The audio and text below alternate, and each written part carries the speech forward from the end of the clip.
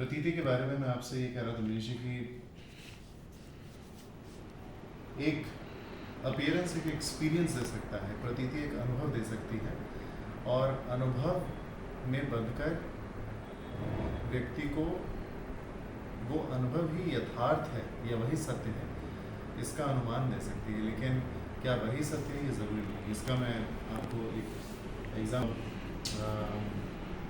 मान लीजिए एक गिलास, शीशे का गिलास, उसमें पानी भरा हुआ था। अगर मैं उसमें एक पेन या पेंसिल डाल दूं तो वो पेंसिल सीधी है कि टेढ़ी? जी, आप क्या बताएंगे, पेंसिल सीधी है कि टेढ़ी? मतलब दिखेगा आपको कुछ और है ना, लेकिन होगा कुछ और। दिखेगी टेढ़ी जी, लेकिन है टेढ़ी नहीं है। जी जी जी। आपका पहले का ज्ञान या जो पहले स्मृति आपकी, आपका अनुभव जो है वो ये भी बता रहा है कि नहीं पेंसिल सीधी होती है, लेकिन उस क्षण में आप उसको नकार नहीं पाएंगे कि पेंसिल सीधी। आपको लगेगा कि पेंसिल टेढ़ी है। आप मतलब दृष्टि तो आपकी यही दिला रही है, आपकी जो इंद्रियां हैं आपको यही प्रतीति दे रही है कि ये पेंसिल टेढ़ी है। इंद्रियां आपको एक अनुभव दे रही हैं, एक प्रतीति का एक अनुभव दे रही हैं, और आप उस अनुभव से कन्विंस होकर आप ये मान सकते हैं कि पेन टेढ़ा है या पेंसिल टेढ़ा है। लेकिन आप जानते हैं कि ये सच नहीं है। इसी तरीके से हमको कई बार एक्सपीरियंसेस या अपीयरेंस हमको एक्सपीरियंस देता है, और उस एक्सपीरियंस के कारण हम उसको सच मान करके उसमें बंध जाते हैं। इन्हीं सब कारणों से जिसे कहा जाए ना कि एक डी हिप्नोसिस की ज़रूरत होती है व्यक्ति को, जो कि जब व्यक्ति ध्यान में बैठता है या जब व्यक्ति अपनी तरफ से इस तरीके के खुद के लिए गहरे प्रश्न पूछता है खुद से कि मैं कौन हूँ, तो जो उसका अदरवाइज अपीयरेंस के कारण हिप्नोसिस है वो टूटता है, और फिर वो अपनी गहराइयों में जान करके कि वास्तविकता में मैं कौन हूँ, उसके लिए जो उसके धोखे हैं सबसे पहले वो गिरते हैं, जो उसके बिलीव्स और अपीयरेंसेस हैं वो गिरते हैं, और वो सत्य के और करीब होता चला जाता है। और ये कहिए कि मेरी नज़र में, मेरी दृष्टि में, ये एक आत्मा की उन्नति भी शब्द का ही सहारा है, क्योंकि आत्मा तो अपने आप में अपने ज्ञान को जानती है, स्वज्ञान में स्थापित है, लेकिन ये एक तरीके से एवोल्यूशन ऑफ माइंड है, या माइंड का डी हिप्नोसिस है जो हमको वहाँ तक ले जाता है कि वास्तविकता में मैं कौन हूँ। तो दरअसल मैं आपसे कहना तो यही चाह रहा था कि अपीयरेंस और एक्सपीरियंस हमको रियलिटी क्या है उसके हिप्नोसिस में बांध करके रखता है, या माया के हिप्नोसिस में बांध करके रखता है, और उससे मुक्ति का कारक चेतना या सेल्फ अवेयरनेस बन जाता है। यही आपसे शेयर करना चाह रहा था। नहीं, आप ये भी बता रहे थे कि आप जब पुस्तक मेला में जाते थे कई बार, तो आपको ऐसी पुस्तकें देखती, कुछ आप बता रहे थे कि बाबूजी के पास पहले से वो पुस्तक उपलब्ध होती थी। हाँ, पापा के साथ तो मतलब कहिए कि मतलब मेरे लिए बचपन से ये एक्साइटमेंट रहता था। पापा का तो कहिए कि किताबों के प्रति बहुत गहरा प्रेम था, मतलब, और साहित्य के प्रति। पापा कहिए कि जो इन अ वे जो IAS की प्रिपरेशन करता है उसको किताबों से प्रेम हो ही जाता है। जी। उससे मतलब शायद ही कोई होगा जिसको ऐसा ना हो। जी जी। क्योंकि सुबह शाम दिन रात किताबों के साथ जो बिताता है, और वही साधन बन रहा होता है अपने साधे तक पहुंचने का, तो अपने सब्जेक्ट से और किताबों से प्रेम हो ही जाता है जी। तो पापा के साथ तो कहिए कि जीवन पर्यंत ये लगा ही रहा कि मैंने हमेशा से बचपन से देखा है कि पापा जब भी जाते थे ऑफिस तो उनके साथ किताबें जाती थी, जब भी वापस आते थे तो भी किताबें, मतलब दौरे पे जाते थे तो भी किताबें साथ जाती थी।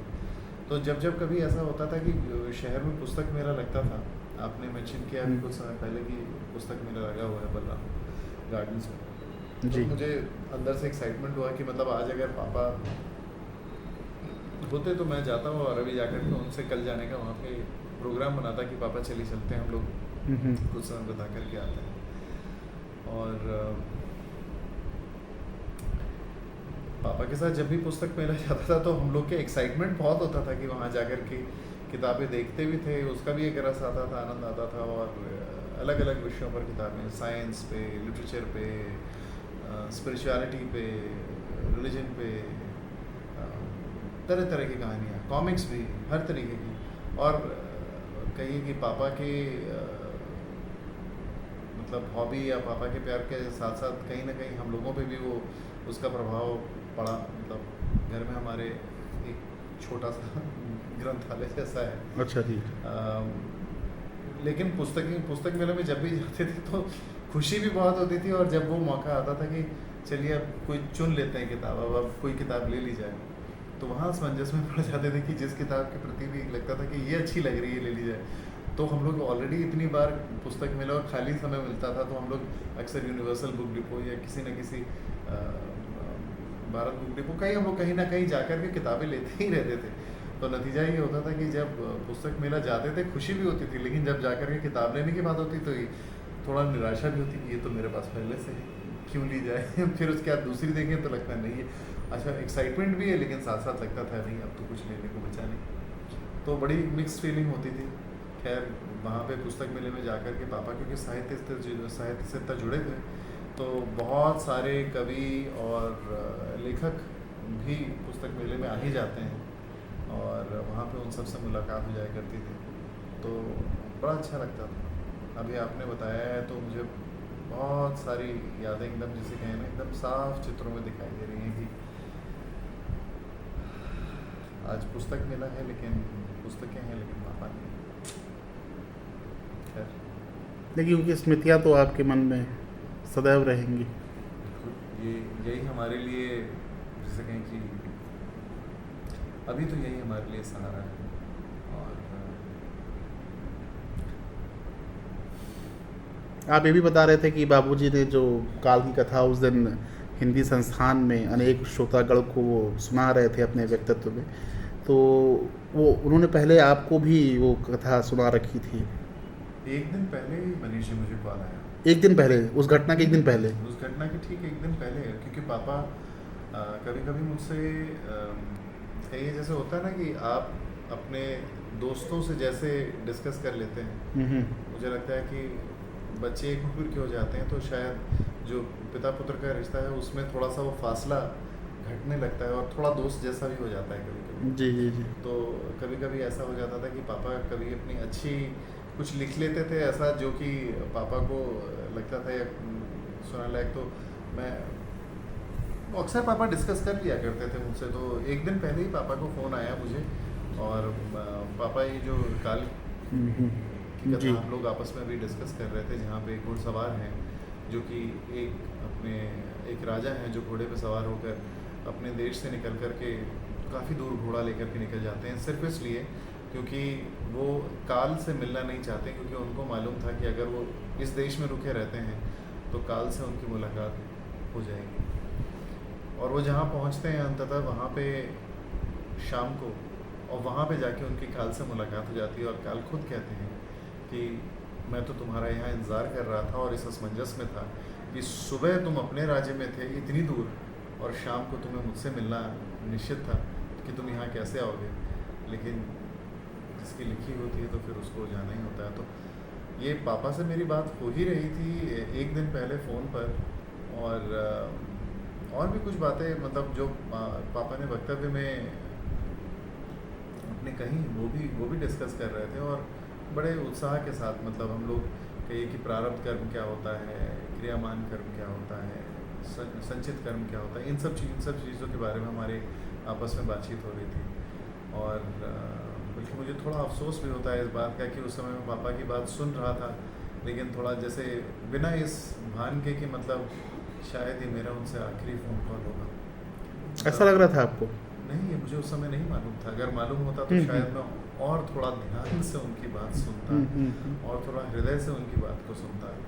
मैं उस समय कुछ कर रहा था, और वो थोड़ा करते करते, मतलब मैं ऑफिस से निकल रहा था, वो बात करते करते थोड़ा लिफ्ट में भी चल रहा हूँ, और अपने बाकी काम है, मतलब मैं आधा कहिए कि 60-70% मैं पापा के साथ और 20-30% अपने काम में, मतलब बटे बटे ध्यान से सुनते हुए और गाड़ी ड्राइव करते हुए मतलब अपने फ़ोन कार ऑडियो पे बात करते हुए चला आ रहा था।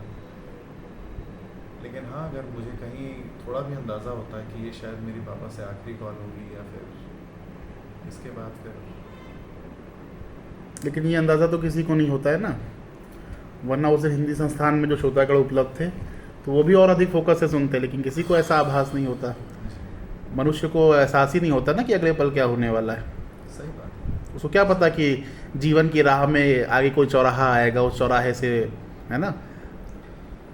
नहीं मालूम होता, लेकिन शायद जिसको भी मालूम था कि ये होना है, मैं उसके प्रति थोड़ा सा जिसे कहें कि कृतज्ञ भी हूँ और धन्य भाव भी रखता हूँ कि यदि पिताजी के ये अंतिम क्षण थे, लेकिन हम लोग के लिए तो हम लोग के मन में हमेशा लालच रहेगा, थोड़ा समय और मिल जाता, थोड़ा वक्त और मिल जाता। लेकिन जिसको भी ये मालूम था, जो भी ये योजना करने का अधिकारी है या कर सकता है, उसने जिस बखूबी ये रचा कि पिताजी को अंतिम क्षणों में कोई शारीरिक कष्ट नहीं हुआ, कोई मानसिक चिंता नहीं हुई, कोई भी परेशानी नहीं हुई। कई तरीके, कोई ना कोई तो वजह बन ही जाती थी, मतलब जिसे कहें कि शरीर को छोड़ने की, मृत्यु की। लेकिन जिस तरीके से पिताजी का देवसान हुआ, जिस तरीके से वो अपने अंतिम पल बिता करके गए, मुझे लगता है कि ये बहुत ही रेयर है और एक गरिमामय रूप में उन्होंने अपना शरीर छोड़ा, जहाँ पे वो कर रहे थे जो उनको करने में सबसे ज़्यादा मन लगता था। वो साहित्य के साथ थे। मैं अगर ये शब्द चुन के कह सकूं कि वो माँ सरस्वती का उन पे हाथ था जी उस वक्त। और पापा हिंदी संस्थान में थे और हिंदी संस्थान की पोस्टिंग पापा को सबसे ज़्यादा प्रिय थी। ओहो, अच्छा जी। पापा मुख्य सचिव भी रहे, जी। पापा कई सेक्रेटरी टू गवर्नर और बहुत कुछ अहम ओहदों पे रहे। जी। लेकिन पापा घर में मतलब इस चीज़ को अपने कहते थे और हम लोगों को भी मालूम था कि यही सच है कि पापा के लिए जो हिंदी संस्थान की पोस्टिंग है उनके हृदय के सबसे करीब है, उनके दिल के सबसे करीब, क्योंकि वहाँ पे वो साहित्य के साथ थे, वहाँ पे वो साहित्यकारों के साथ थे, वहाँ पे वो अपने हृदय के साथ पूरी तरीके से मौजूद थे।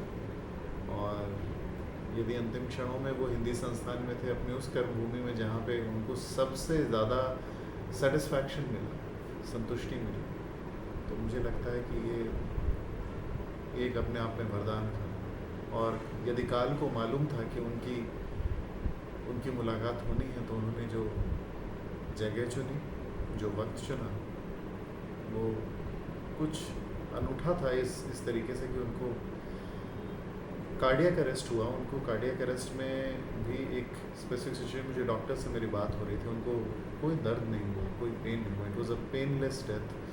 ना उनके मन में कोई परेशानी, ना उनके इमोशनल कोई इशू, ना, बहुत ही एक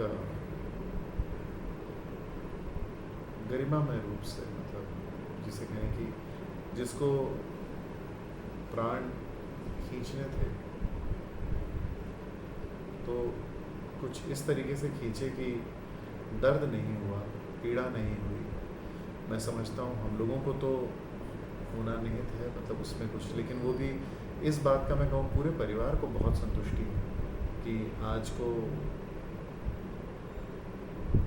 पापा को एक ऐसी डेथ मिली जहाँ पे उनके पास पेन नहीं था और वो बहुत निश्चिंत गए। हम लोग बहुत सेटिस्फाइड हैं, मतलब इस बात से लेकर। बाकी जैसा मैंने कहा, लालच तो हमको लगता ही है कि थोड़ा समय और मिल जाता, तो सभी को रहता है। रह करके हम सबको घर में, जिसे कहें कि छोटी छोटी बातों पर अभी भी घर में ही आते हैं, तो मतलब कहीं बाहर से घर में घुसे तो फिर लगता है कि हाँ, घर में मम्मी और पापा दोनों होंगे, लेकिन पापा नहीं हैं। तो ये तो है, मतलब कदम कदम पे थोड़ा रियलाइजेशन है, कदम कदम पे थोड़ा अपने आप को संभालने वाली बात बनती है। लेकिन फिर भी इस बात की गहरी संतुष्टि है कि पापा को कोई परेशानी नहीं हुई अपने अंतिम क्षण। अच्छा, आप बता रहे थे कि बाबूजी का चूँकि हिंदी संस्थान में भी सेवाएं रहीं, तो वो उसकी क्या मतलब ड्यूरेशन थी, कितने समय तक रही? कुछ अगर आपको स्मृति में हो तो। अगर पता है शायद 3 साल, 3 वर्ष लगभग। 3 वर्ष लगभग। और वो मतलब पापा कहते थे कि पंडित विष्णुकांत शास्त्री जी हुए गवर्नर हाउस में, वो गवर्नर थे जी, और वो प्रोफेसर थे और वो भी साहित्यिक रुचि रखते थे। बहुत बहुत अच्छे व्यक्ति, बहुत ही अच्छे व्यक्ति। मतलब जैसे उनके साथ आप आ जाएं तो एक जैसे, मतलब एक बुजुर्ग, एक एक विशाल काय वृक्ष जिसके नीचे जैसे एक छाया का जैसे एहसास होता है, एक शीतलता मिलती है, उनके साथ भी कुछ ऐसा ही महसूस होता था कि जैसे आज किसी बुजुर्ग और किसी वृद्ध नहीं, बुजुर्ग व्यक्ति से मिले, एक बहुत अच्छा लगता था उनके साथ। और पापा को भी उनके साथ बहुत अच्छा लगता था, क्योंकि एडमिनिस्ट्रेशन के सारे काम के साथ साथ पापा को उनके साथ साहित्य के बारे में भी चर्चा करने का मौका मिल जाता था। और विष्णुकांत शास्त्री जी भी बहुत मानते थे पापा को, और पापा भी बहुत मानते थे उनको। मतलब पापा, उसके बावजूद पापा, जिसे कहा जाए कि पापा याद करते थे कि अगर कोई पोस्टिंग उनके दिल के बहुत करीब थी तो यहाँ तो एक वो वाली थी जहाँ पे वो विष्णुकांत शास्त्री जी के साथ वहाँ पे सेक्रेटरी टू गवर्नर थे। वरना उससे भी ज़्यादा कह लीजिए कि थोड़ा उनको अच्छा लगा जब वो हिंदी संस्थान में थे। यहाँ पे इनको दिनकर जी के पौत्र आए थे, कई साहित्य से कई गरिमा में जैसे कहें साहित्यकार और रचनाकार जो थे उनसे भेंट मुलाकात हम लोगों की भी हो पाई, क्योंकि पापा जब तक इस पद को संभाला, मतलब कई प्रोग्राम्स हुए, आर्ट वर्कशॉप हुई जहाँ पे चित्रकला और कविता को मिला करके कैसे, मतलब कुछ कविता की पंक्तियाँ हैं और उसको आप चित्र में कैसे अभिव्यक्त कर सकते हैं। तो आर्ट कॉलेज से कई आर्टिस्ट आए और उन्होंने उसमें पार्टिसिपेट किया। मतलब बहुआयामी पक्ष देखने को मिला, और कई घटनाएं घटी। मतलब वहाँ पे आपके आषाढ़ का एक दिन प्ले हुआ, मतलब इस तरीके की कुछ चीज़ें जहाँ पे मैं उपस्थित था, मुझे मालूम है पापा को बहुत आनंद आता था उसमें कि हर मतलब मेरे ख्याल से वहाँ पे से एक किताब भी छपती थी हिंदी संस्थान से, मैं उसका नाम भूल रहा हूँ, शायद भाषा भारती, शायद मैं खैर नाम भूल रहा हूँ जी। लेकिन कहिए कि उसके, और वो पुस्तक भी उसके बाद से काफ़ी धीरे धीरे करके उसका सर्कुलेशन बढ़ा, वो भी पॉपुलर होने लगी और लोग क्योंकि उसमें अच्छा कंटेंट प्रकाशित हो रहा था। और हिंदी संस्थान, मतलब मैंने कई लोगों को सुना, जैसे सभागार से प्रोग्राम होता था और किसी को मालूम नहीं कि मैं कौन हूँ, मैं पापा से कैसे संबंधित हूँ, मैं चुपचाप अलग से निकलता था, तो लोगों से सुनता था कि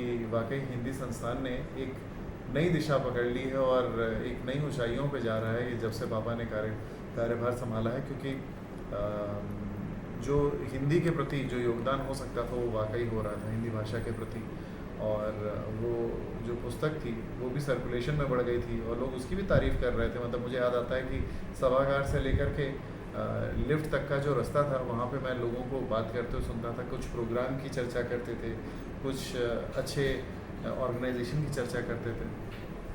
तो हिंदी संस्थान में जो बल्कि वहाँ पे मैं आपको बताऊँ, वहाँ पे एक माँ सरस्वती की एक पेंटिंग है, वो मम्मी की बनाई हुई है। वो वहाँ पे उन्होंने किसी एक प्रोग्राम में बतौर जिसे कहें कि दीप प्रज्वलन के समय सरस्वती जी की पेंटिंग रखने की इच्छा थी, तो मम्मी की पेंटिंग वहाँ पे गई तो फिर उसके बाद मम्मी भी प्रोग्राम में जब सम्मिलित हुई और मम्मी ने देखा कि उस पेंटिंग को इतना आदर मिल रहा है, तो फिर मम्मी के अंदर भी भाव उठा कि उन्होंने अपनी तरफ से वो पेंटिंग वहीं पे गिफ्ट कर दी। और वहीं पे आज भी सभागार के पास एक वो माँ सरस्वती की पेंटिंग है और एक कबीर जो हैं उनकी एक पोर्ट्रेट बनाई थी, वो भी वहीं पर लगी हुई है। तो जिसे कहा जाए कि मेरे लिए तो हिंदी संस्थान के कई मायने हैं। हिंदी संस्थान पापा की वो कर्म भूमि है जहाँ पे पापा को सबसे ज़्यादा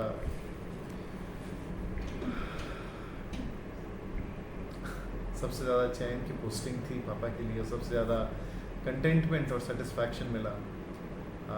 और मम्मी की वहाँ पे कलाकृति उपलब्ध है और उनके अंतिम क्षण वहाँ पर हिंदी संस्थान तो मेरे लिए कहिए जीवन का अभिन्न अंग। बिल्कुल मेरे लिए उसके मायने बदल गए। ये किस सन की बात होगी जब बाबूजी की पोस्टिंग हिंदी संस्थान में रही है, अनुमानित अगर आपके कुछ स्मृति के पन्ने आप पढ़ते हैं? लगभग 8 के आसपास। 8 के आसपास, चलो ठीक है, 8 के आसपास। 2008-9। जी जी, मैं समझ गया, हाँ जी जी जी जी जी। उस समय। हम्म। और काफ़ी अच्छा समय गुजरा, काफ़ी अच्छा समय गुजरा उस समय। मतलब मैं वाकई देखता था पापा को, जैसे पूरे सर्विस में डेफिनेटली पापा डेडिकेटेड रहे हैं अपनी जॉब के प्रति। और लेकिन जिस तरीके की मैंने निश्चिंतता और खुशी पापा के साथ और पापा के चेहरे पे उस दौरान देखी, जी।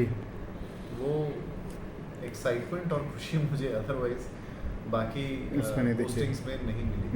मतलब ऐसा नहीं कि उन्होंने अपनी तरफ से कोई चूक रखी हो, लेकिन जैसे एक कंटेंटमेंट और सेटिस्फैक्शन किसी में दिखाई मैं देता समझ है, रहा हूँ, जी जी जी। वो अलग था। जिसको इंग्लिश में कई बार लोग आइसिंग ऑन द केक भी कहते हैं। वाकई, और बहुत ही बिफिटिंग था कि पापा के लिए मुख्य सचिव बनने के बाद क्या होता है, आप इतनी, जैसे आप डीएम या मुख्य सचिव, ये सब spinal cord of the government एकदम की पोजीशंस में आ जाता है, तो आप बहुत फोकस और हाईलाइट में होते हैं। आपका सोशल इंटरफेस बहुत प्राइम और बहुत ज़्यादा भरा रहता है। सुबह से शाम तक आपके पास लगातार काम भी रहेगा और लोग मिलने को भी रहेंगे। तो अगर उसके तुरंत बाद सेवानिवृत्ति होती है या फिर ये रिटायरमेंट होता है, तो एकदम से जैसे एक सोशल वैक्यूम आ सकता है।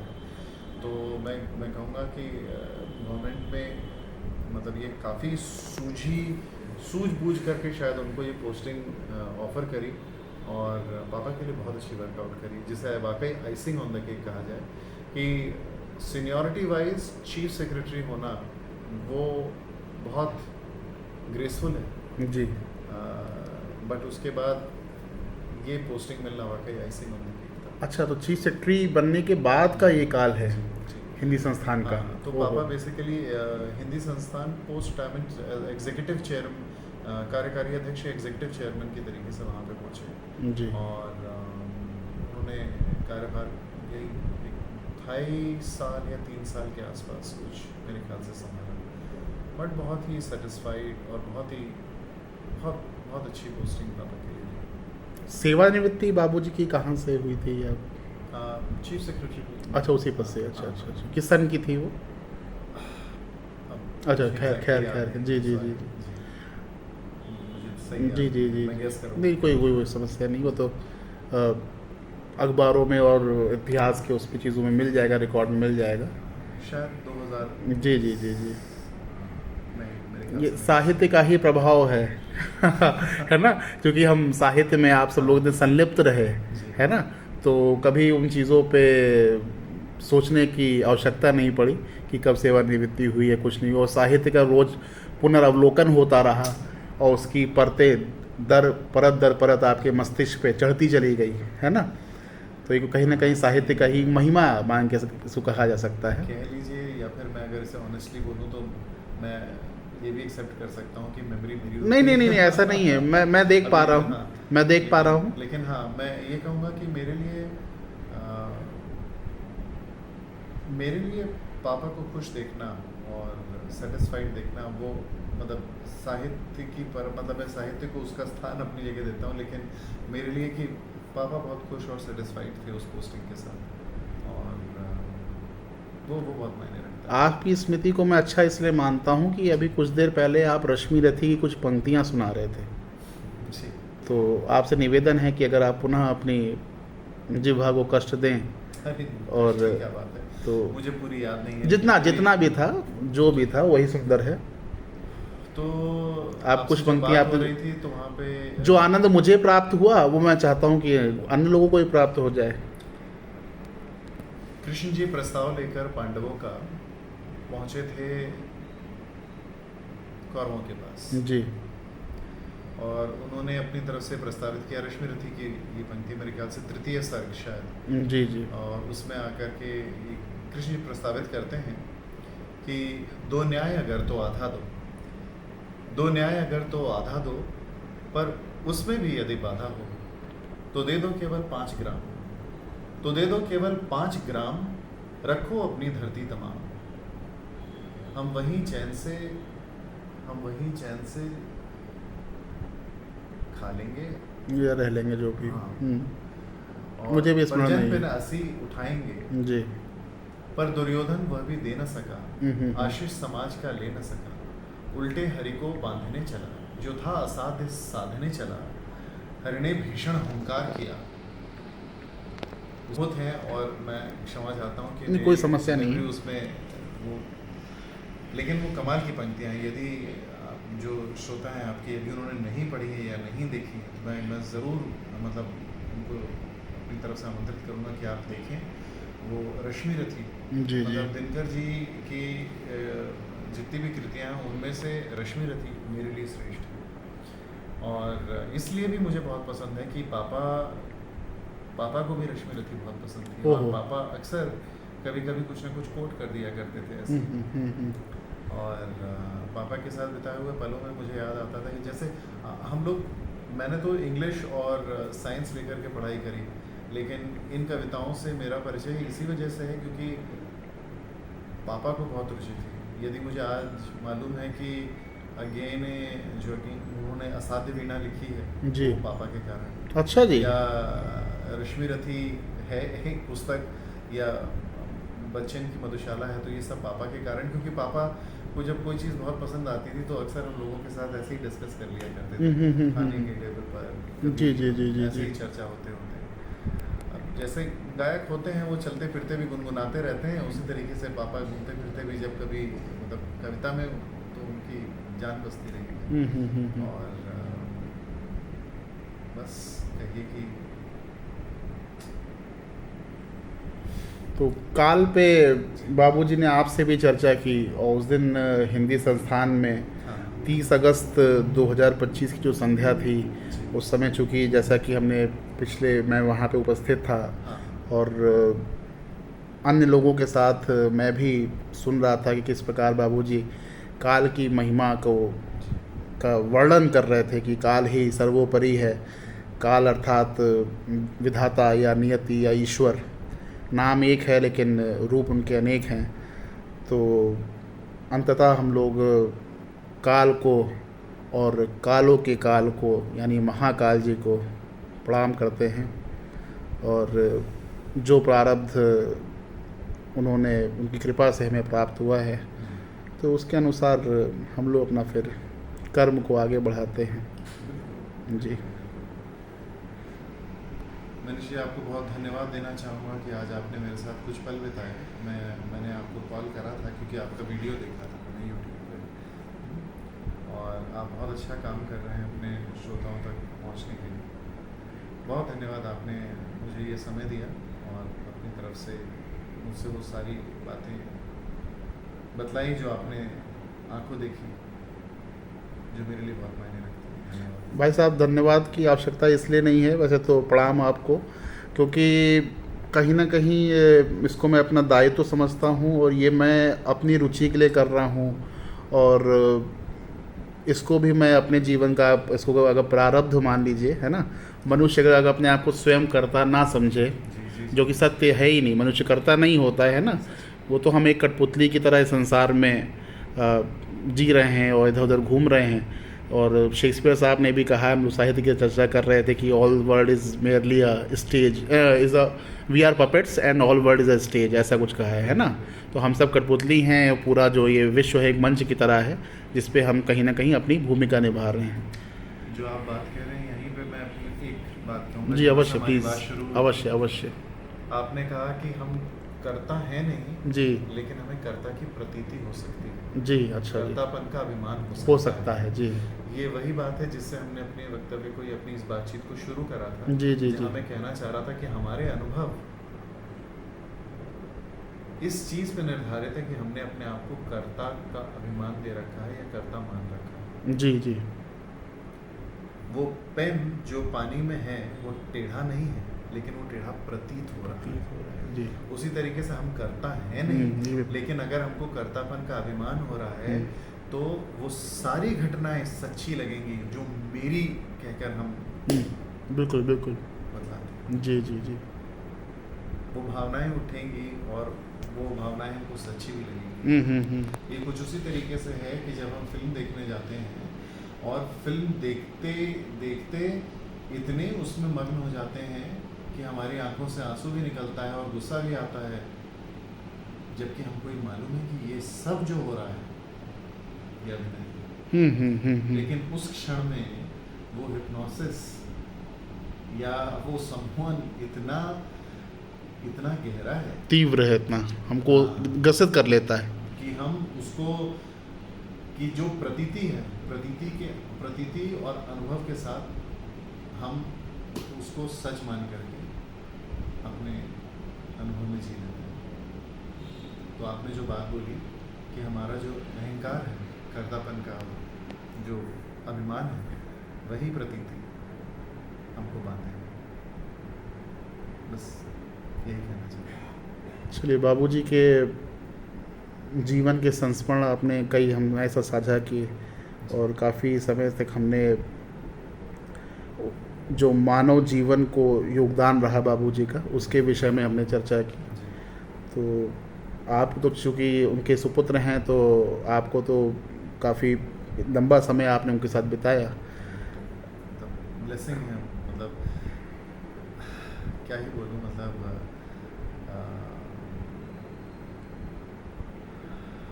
जब आखिरी समय में अभी पिताजी के लिए जो अंतिम क्रिया के समय बहुत सारे पिताजी के चाहने वाले, उनको उनके प्रति प्रेम और आस्था रखने वाले जितने सबसे मुलाकात हुई, तब मैंने ये पाया कि कैसे ही जाने अनजाने इतने सारे लोगों ने पिताजी को एक फादर फिगर का और बड़े भाई का दर्जा दे रखा था अपने दिल में। मतलब लोग मुझसे गले लग करके रोए हैं और उनके आंसू झूठे नहीं थे। मतलब मैं आपको बोलूं कि यदि किसी ने अपना जीवन एक सच्चाई और अच्छाई से बिताया होता है तो उसका क्या फल होता है, मुझे वो देखने को मिला। मतलब पापा ने किसी के किन्हीं के दिलों में अगर वो जगह बना रखी थी इस तरीके से, तो शायद अपने व्यक्तित्व के कारण, जो उनके लिए सहज उनके स्वभाव से था, ये हम लोग के लिए धरोहर है। मतलब कि जब भी कभी मैं अपना परिचय किसी को देता हूँ, मैं अपना नाम बताऊँ, मैं ये बताऊँ कि मैं क्या करता हूँ, तो सब चीज़ें अपनी तरफ, लेकिन जब आकर के मैं वहाँ तक बताता हूँ कि हाँ मैं शंभूनाथ जी का बेटा हूँ, तो एकदम से लगता है जैसे मेरे लिए उनके हृदय में आदर बढ़ गया। ये हमारे लिए बहुत बड़ी बात है।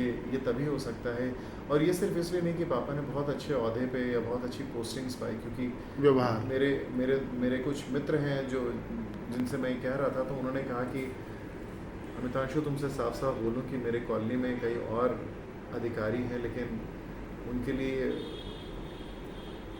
सहज नहीं उठती भावना। अब मैं कोई कंपैरिजन तो नहीं करना चाहूँगा और ये उचित भी नहीं होगा, लेकिन उसकी ये बात मुझे सच्ची लगी कि शायद ये जो आदर है ये सिर्फ पोस्टिंग से नहीं आ सकता। ये आदर कि कोई किसी को फादर फिगर मान ले, ये शायद उसके अपने व्यक्तित्व से और उनके एक अच्छी जीवन शैली के कारण आ सकता है। तो ये हमारे लिए बहुत बड़ी बात है। आपने ये बात अभी कही है, और आपको स्मरण होगा भी कुछ देर पहले जब मैं आपको बता रहा था, तो उस दिन हिंदी संस्थान में जो घटना घटी जिसकी मैं रिकॉर्डिंग कर रहा था, तो मैंने आपको क्या कहा कि मुझे लगा कि मेरी हानि हो गई है, मेरा नुकसान हो गया है। मैं आपसे क्या बताया था कि मैं अपने हृदय की जो पीड़ा है वो आपसे साझा करने आया हूँ। तो आप देखिए, तो वही चीज़, वही अनुभव मेरा भी था।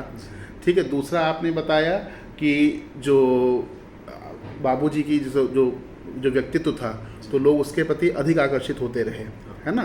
तो मैंने भी आने से आके आपको यही बताया कि और कोई कवरेज होता जहां हम कवर कर रहे होते, या कोई और वक्ता होते, तो उनके शब्द मुझे भले ही स्मरण नहीं रह पाते हैं, लेकिन बाबूजी का व्यक्तित्व देखिए, मैं जो व्यक्तित्व जो उन्होंने कहा, जो शब्द कहे, जो उनका व्यक्तित्व था, तो उसको मैंने कितने माइन्यूटली आपको एक एक शब्द बताया है, और कितना मैं बहुत ध्यान से सुना। मतलब जिस डिटेल में आपने सारा वर्णन किया, वो मतलब मेरे सामने पूरा चित्र सामने आ गया कि वाकई, और मुझे वो दिख गया कि हाँ ये कैसे क्षण, एक सेकंड बाय सेकंड कि क्या क्या हुआ होगा। आपने वाकई बहुत ध्यान से सुना, और इतने ध्यान से सुनना सिर्फ यही बतलाता है कि आप पूरी तरीके से वहाँ उपस्थित थे। तात्पर्य मेरा यही था कि ये जो अनुभव आपको बाबूजी के बारे में अन्य लोगों से प्राप्त हो रहा था, वही आपको मुझसे भी प्राप्त हुआ। बिल्कुल बिल्कुल बिल्कुल। मैं वही अंतिम शायद पंक्ति वो रह गई, और वो किसी के साथ कोई व्यक्ति तभी उपस्थित होता है जब इतना उसके प्रति मन में या दिल में लगाव हो, या इतना आदर हो कि लगे कि नहीं, मुझे और कहीं नहीं, यही होना चाहिए इस व्यक्ति के साथ। ऐसे चुंबकीय व्यक्तित्व हम बाबूजी का कह सकते हैं, इंग्लिश में मैग्नेटिक पर्सनैलिटी। बिल्कुल बिल्कुल। चलिए, ऐसे ही बाबूजी के अन्य संस्मरण भी जब आपको समय मिलेगा तो हम और लोगों तक पहुंचाने का प्रयास करते रहेंगे। धन्यवाद मनीष। और हम सब नमन करते हैं, और हम लोग उनके साहित्य को पढ़ें और उनसे प्रेरणा लें, और जीवन में कुछ उनके दिखाए हुए कदमों पे चलने का प्रयास करें। नमस्कार।